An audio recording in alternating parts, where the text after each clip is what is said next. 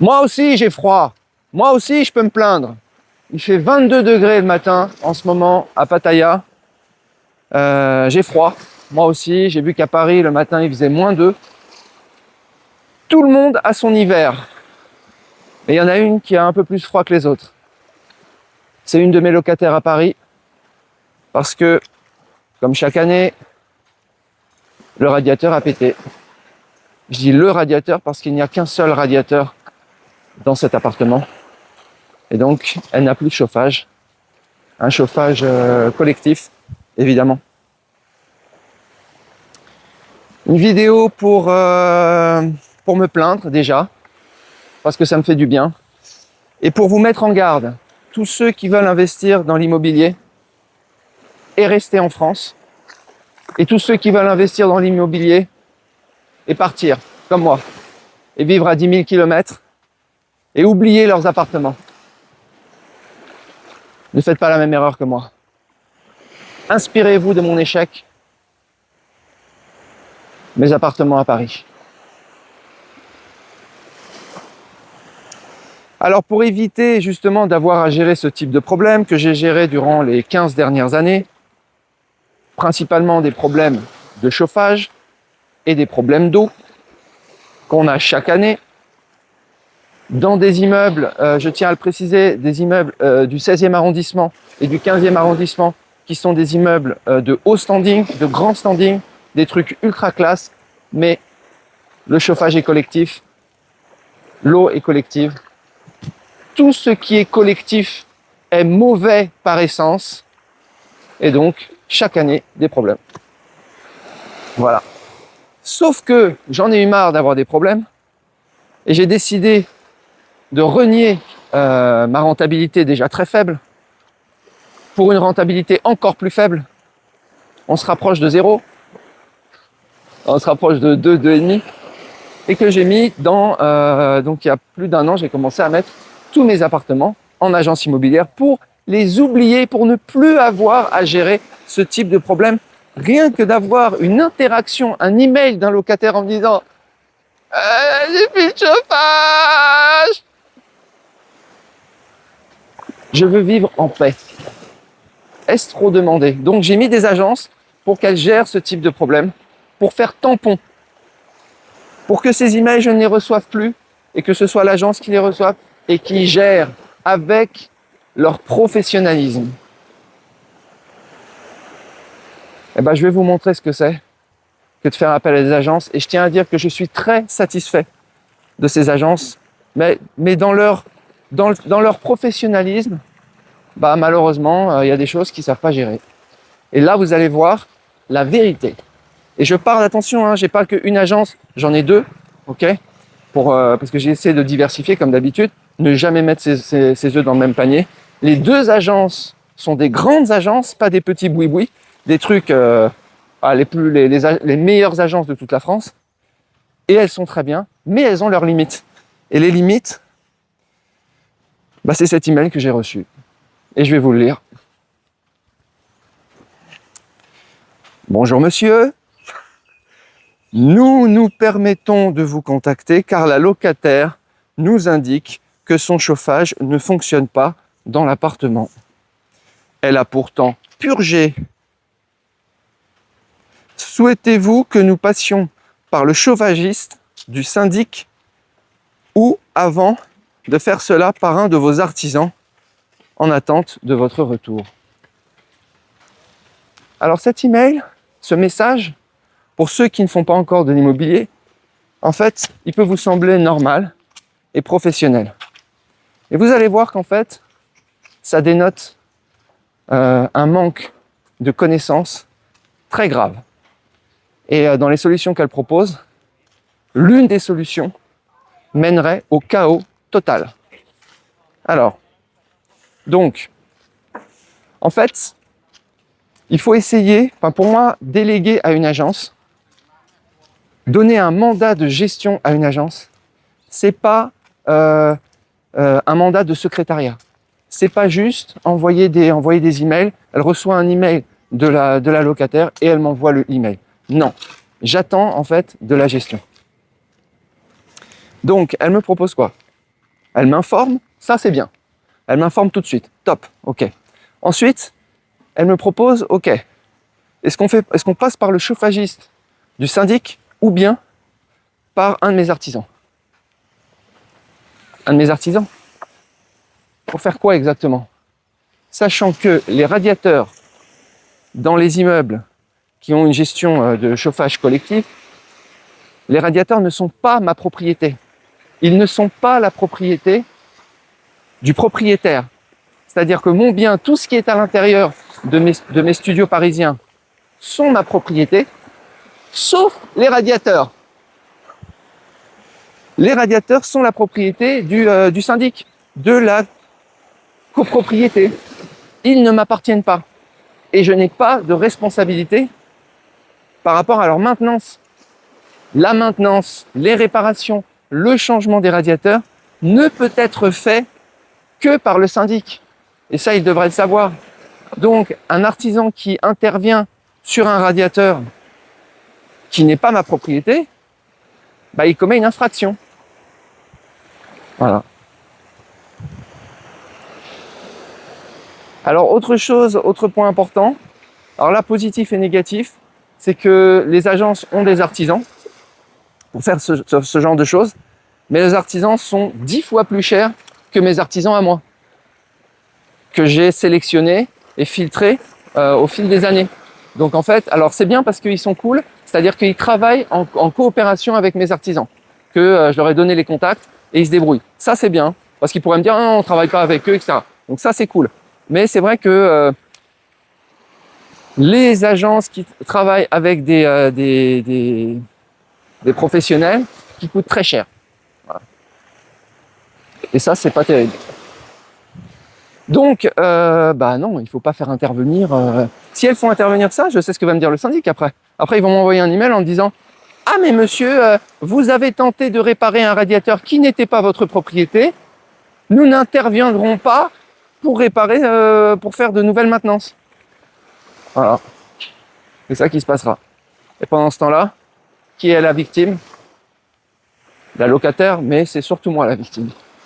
Parce que j'ai pas envie de régler ces problèmes. Donc voilà. Donc en fait, il faut faire intervenir le syndic. Sauf que le syndic étant la collectivité, la communauté, étant quelque chose enfin voilà, avec des gens qui travaillent en France, bah donc c'est inefficace, tout simplement. La dernière fois que j'ai fait changer un radiateur, parce qu'il y a des ruptures de stock en fait sur les radiateurs. Ouais. Il y a des ruptures de stock en tout en France. Je crois même sur les antibiotiques, tout est en rupture de stock. Bah en fait c'est retour au Moyen-Âge. C'est infernal. C'est vraiment ça sombre à vitesse grand V. Donc la dernière fois que j'ai dû faire changer ce même radiateur d'ailleurs, hein, pour lequel d'ailleurs je n'ai pas eu de facture. Là, le syndic est allé chercher un radiateur, je crois, dans une poubelle qui est totalement sous ou surdimensionné. Il est surdimensionné, il est énorme en fait. Il monte jusqu'au plafond. Ils m'ont dit on n'a que ça. En stock, on n'a que ça. Il n'est pas dimensionné pour votre appartement, qui est un studio de 30 mètres carrés environ, 35 mètres carrés. Il dit c'est ça ou rien, monsieur. Et pendant ce temps-là, vous avez le locataire qui est en train de mourir de froid. Le locataire qui est dans un appartement non chauffé par -2 à Paris, donc inhabitable. Et ouais, parce que eau et chauffage et électricité, 3 éléments quand vous faites de la gestion locative. Ces 3 éléments, c'est alerte rouge. Parce que le locataire s'en va tout de suite, ou bien, au mieux, il s'en va. S'il s'en va, c'est génial. Au pire, il arrête de payer. Et là, il aurait raison, puisque l'appartement est inhabitable. Ou bien, il va vous dire, j'ai déjà eu ça aussi, écoutez monsieur, il n'y a plus de chauffage, il n'y a plus d'eau dans l'appartement, mais je veux rester. Par contre, le loyer est divisé par 3. Passer d'un loyer de 1 000 € à un loyer de 300 €. Génial. Donc, résultat des courses. Oui, donc si je fais appel au syndic, on va faire appel au syndic, on n'a pas le choix de toute façon. Il n'y a qu'une seule solution. Bah en fait, ils vont mettre 3 mois pour changer le radiateur. 3 mois ou 4 mois. On sera déjà au printemps en fait. Et pendant ce temps-là, bah, le risque vital est engagé pour mon locataire. Ma locataire. Voilà. Triste, hein? Alors, en plus, ajouter à cela, évidemment, donc syndic, il n'y a pas un syndic hein, pour cet immeuble, il y a 4 syndics. Pourquoi il y a 4 syndics dans cet immeuble? Parce que c'est corrompu, tout simplement. Conseil syndical corrompu, lutte de pouvoir interne, politique. C'est comme des hommes politiques en fait. On peut rien faire. Et tous les problèmes, typiquement un problème de radiateur, de chauffage, n'est pas la responsabilité d'un des syndics. Il se situe à l'intersection de plusieurs responsabilités de plusieurs syndics. Donc il faut faire intervenir plusieurs syndics. Il faut savoir une chose aussi, c'est que sur ces immeubles, pour faire une purge, on ne fait pas une purge comme ça. En fait, il faut arrêter l'eau de toute la colonne. C'est très complexe. Arrêter l'eau de toute la colonne pour tout le monde pendant 24 heures. Donc plus de chauffage, plus d'eau, plus de rien. Ok.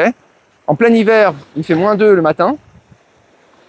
Pour essayer de comprendre ce qui se passe sur ce radiateur pourri, qui est un vieux truc de décharge. Voilà. Alors, il y a rupture de stock apparemment parce que tous les matériaux qui sont utilisés pour ces radiateurs ont été envoyés en Ukraine. Il y a des priorités. Voilà. Alors, quelle autre solution?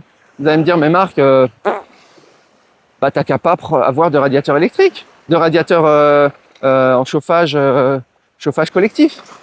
T'as qu'à prendre un radiateur électrique. Ah ouais? Sauf que si tu prends un radiateur électrique, tu mets des radiateurs électriques dans tout le studio, qui a déjà une note DPE déplorable. Déplorable parce que quoi? Parce que usine à gaz de calcul, de sorcellerie, de DPE pourri.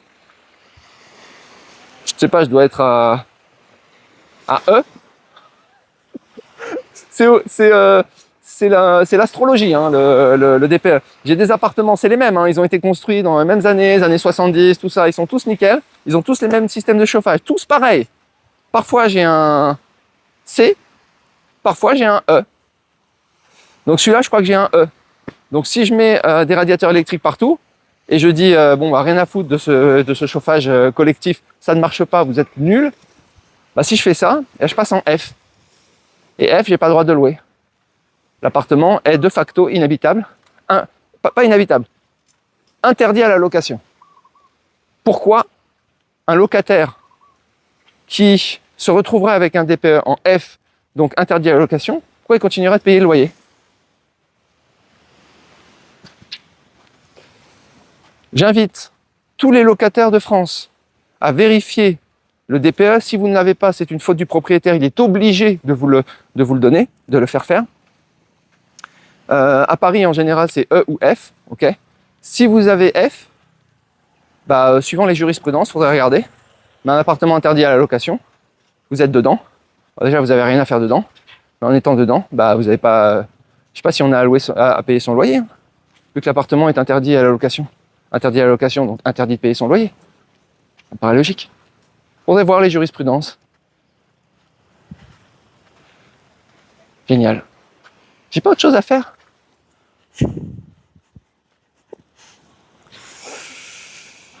Alors vous allez me dire, mais Marc, pourquoi tu gardes ton immobilier à Paris? Toujours la même question qui revient. Vous avez bien raison de me poser cette question. Et je crois que j'ai trouvé une nouvelle réponse. En fait, j'ai pas de descendance, j'ai pas d'enfants, j'ai pas d'héritier. Et donc, en fait, ceux qui vont hériter de tout mon argent, quelque part, ils le méritent pas. Donc, en fait, quand ils vont recevoir mon immobilier, au lieu d'oublier quelqu'un qu'ils n'ont jamais connu, moi, je vais leur envoyer un petit message. En fait, c'est comme un cadeau piégé. Un cadeau empoisonné. Ils vont vivre ce que j'ai vécu, à gérer ces épaves, ces taudis. Ils vont souffrir comme j'ai souffert. Et comme ça, ils ne m'oublieront jamais.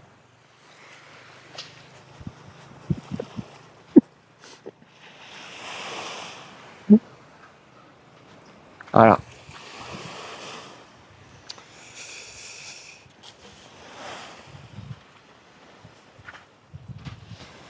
Voilà, bah écoutez, je vais essayer d'oublier toute cette histoire, d'oublier ces problèmes, mais c'est vraiment dur, hein. Je veux dire, je serais mieux avec à tout vendre et à tout mettre en ETF S&P 500. D'abord, je gagnerais beaucoup plus d'argent et j'aurais pas tous ces problèmes. Ils vont gérer, hein, je sais, ils vont se débrouiller. Mais le fait de recevoir un email, rien que ça, c'est comme si je recevais un crash au visage. Un truc que j'avais envie d'oublier et qui refait surface.